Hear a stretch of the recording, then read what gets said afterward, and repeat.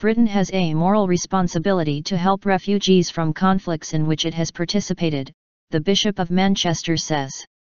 The Right Reverend David Walker also said migrants attempting to cross the Mediterranean to Europe were victims, not criminals. He writes in The Observer that they are pushed, not pulled, towards the EU.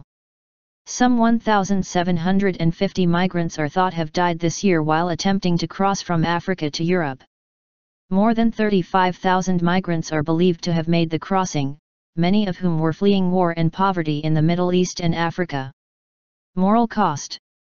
Bishop Walker told the BBC's Radio 4 Sunday programme, "We actually need to recognise that in Britain in particular, given that we have intervened so often in Africa and other parts of the world, that we have a kind of moral responsibility when we have left certain states behind in a very unstable situation." And he says in his newspaper article that migrants are forced out of their homelands by war, terrorism, and the persecution of minorities. He added, "A political rhetoric that characterizes them as willful criminals rather than helpless victims is as unworthy as it is untrue. The moral cost of our continual overseas interventions has to include accepting a fair share of the victims of the wars to which we have contributed as legitimate refugees in our own land.